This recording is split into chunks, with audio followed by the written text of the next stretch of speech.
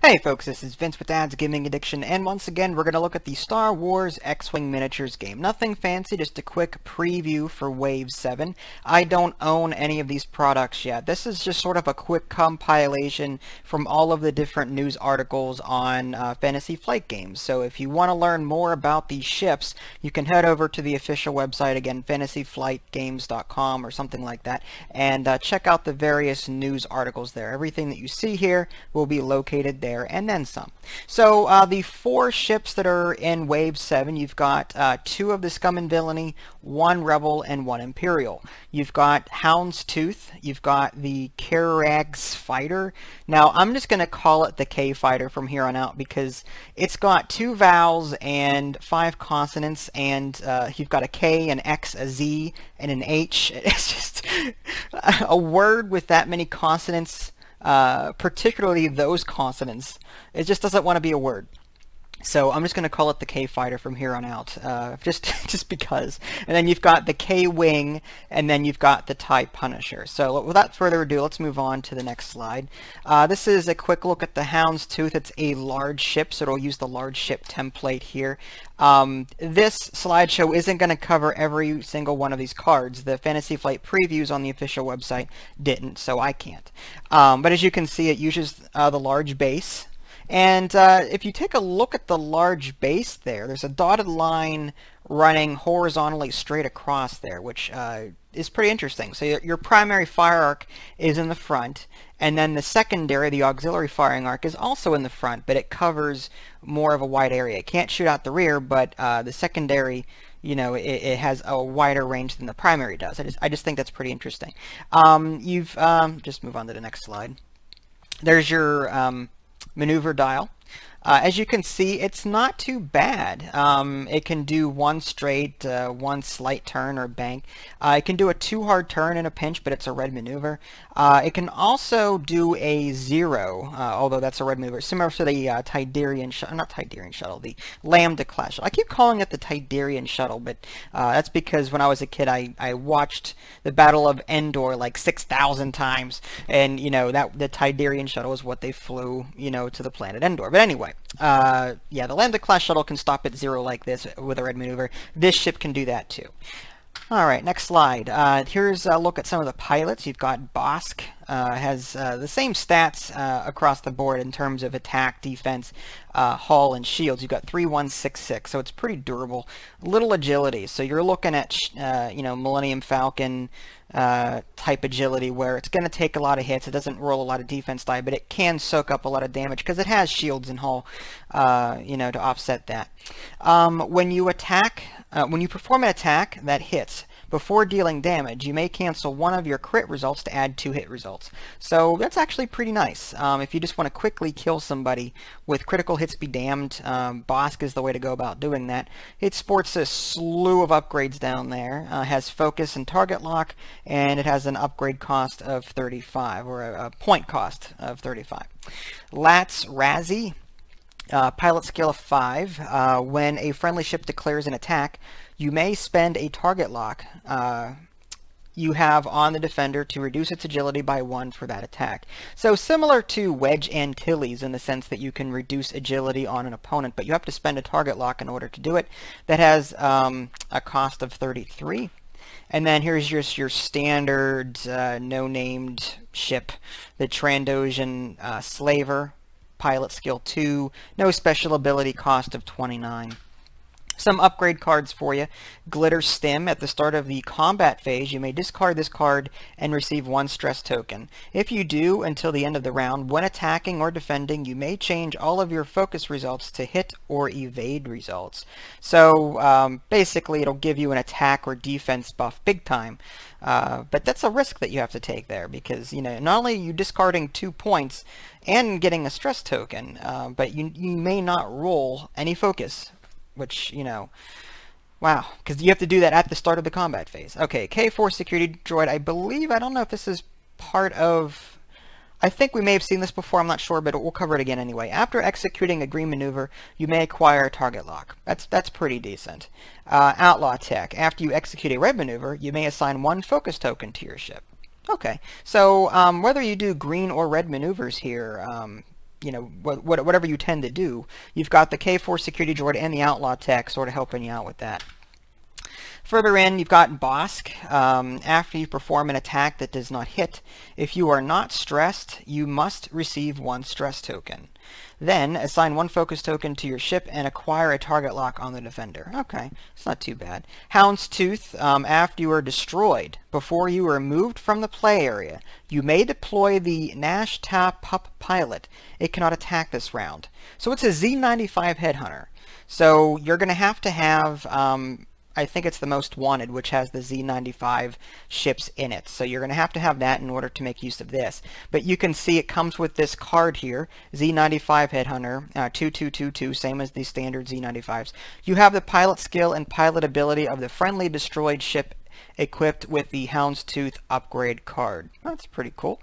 So yeah, it's a free way to get some extra hits in there after Hounds Tooth goes down.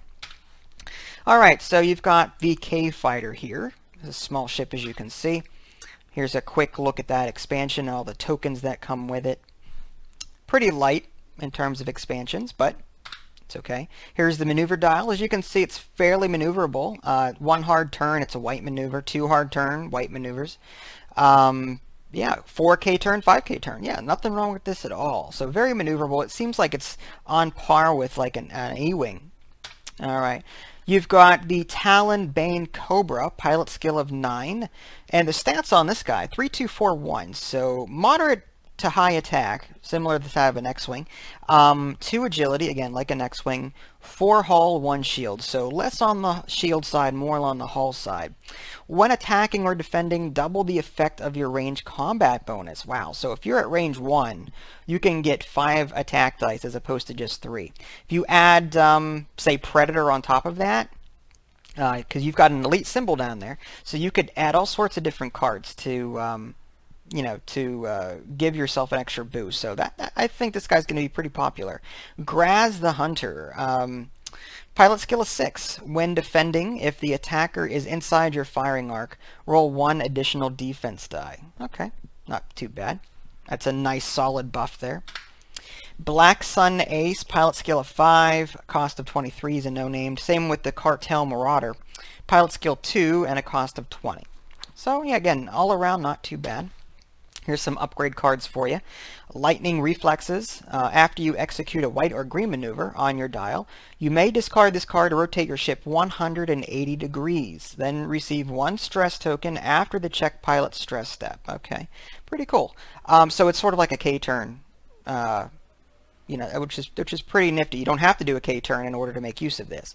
Homing Missiles. Attack has a cost of 5 points there, has attack value of 4, range 2 to 3. Discard this card to perform this attack. The defender cannot spend evade tokens during this attack. I don't know if that's an upgrade card that's featured already or not. Again, there's 7 waves at this point, so I can't remember every single upgrade card that's available, but it's pretty cool.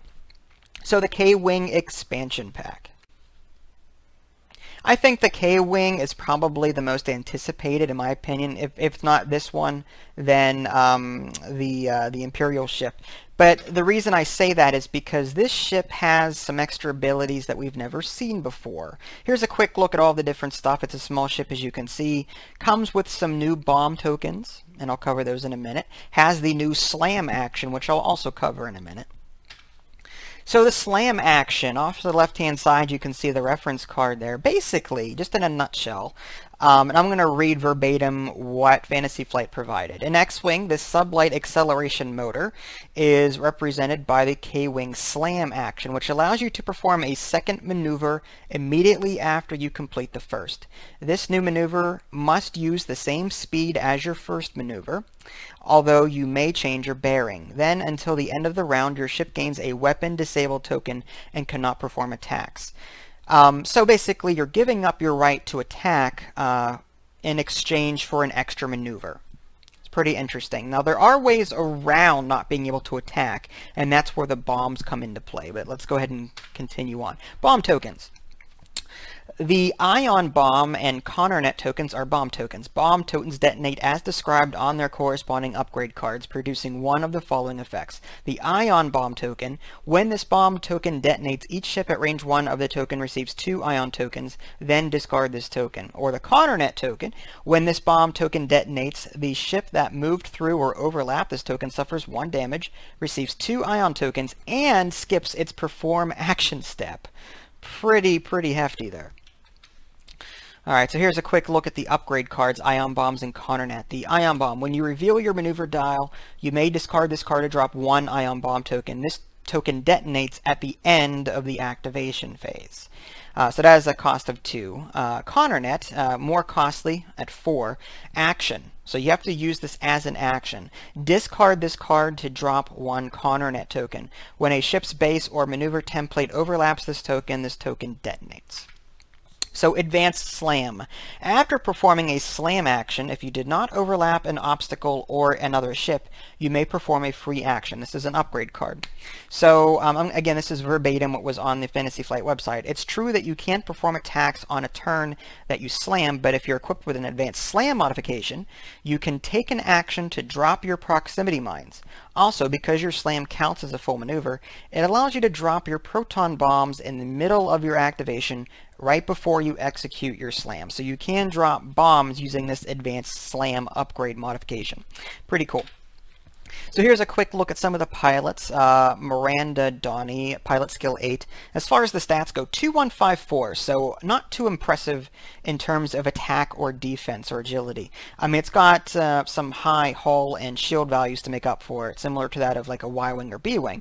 So it can take a few hits, but it can't really dish anything out. The B-Wing is possibly stronger in that regard. The B-Wing, I believe, has 3 attack dice, whereas this one only has 2. But again, that slam action and the bomb tokens, you know, may make up for that. So Miranda's special ability: once per round when attacking, you may either spend 1 shield to roll 1 additional attack die, or roll 1 fewer attack die to recover 1 shield. So you could be like an R2-D2 and regain shields by sacrificing attack die. But you have to attack, though. You just can't do it whenever you feel like it. You have to attack, which is interesting. Or you can spend a shield to roll extra die, which is pretty interesting. You've got focus, target lock, and the slam action down there. A slew of upgrade abilities. You've got 2 bomb tokens, you've got a concussion missile, 2 proton torpedoes, looks like a turret down there, and a crew card. Yeah, that's a cost of 29. Then over on the right, you've got a siege, or a Sige, or whatever, 2 Ketu. Oh boy, I'm butchering these. Okay, when another friendly ship at range 1 to 2 is attacking, it may treat your focus token as its own. Pretty cool. So focus, target lock, or slam, same as the other cards, cost of 28. And then you've got your no-named Warden Squadron Pilot, no special ability, cost of 23. Then you've got some upgrade cards here. Bombardier, this is costing 1 point. When dropping a bomb, you may use the straight 2 template instead of the straight 1 template. Plasma torpedoes, I believe that's new. Attack, target lock, has 4 attack dice, range 2 to 3. Spend your target lock and discard this card to perform this attack. If this attack hits after dealing damage, remove 1 shield token from the defender. Pretty cool. And is a cost of 3. Twin laser turret, a cost of 6. That has 3 attack dice, range 2 to 3. Perform this attack twice, even against a ship outside your firing arc. Wow, so it's like a regular turret, only way stronger. Each time this attack hits, the defender suffers 1 damage, then cancel all dice results. Okay, still don't know how to feel about that. So, this thing is guaranteeing a hit, at least. I mean, I don't want to say guaranteeing, but if it hits, then it suffers 1 damage. So, I don't know if I like that card for 6 points. I'd rather have just a trusty turret, you know, maybe doing 2 or 3 damage as opposed to possibly, you know, 1 or 2. Oh well, I'm sure there's some applications that I'm missing regarding that, but this will be interesting to try out, I think. Oh, wrong way. Okay, last ship, the TIE Punisher. There's a few of its cards there. Looks like it comes with some cluster mines, which I'll get into in a minute. Shields, focus, standard ion. Okay, let's move on. Here's its maneuver dial. As you can see, it's fairly maneuverable. 4K turn. It has some green maneuvers at 1. It can make a 2 hard turn, but it's red. 3 hard turn is okay, it's white maneuvers there. Alright, so not too bad. Here's a look at the pilots. You've got red line. The stats on this guy, 2163, so plenty of hull strength like a TIE bomber. I believe the TIE bomber has 6 hull, but this one has 3 shields to go on top of that. The actions it can take, focus, target lock, and boost. It has a few special abilities down there, proton torpedoes, concussion missiles, bomb token. So it's similar to the K-Wing in the sense that it can sport a lot of munitions. You can also equip, from the looks of it, like a sensor upgrade. There's a little sensor array down there.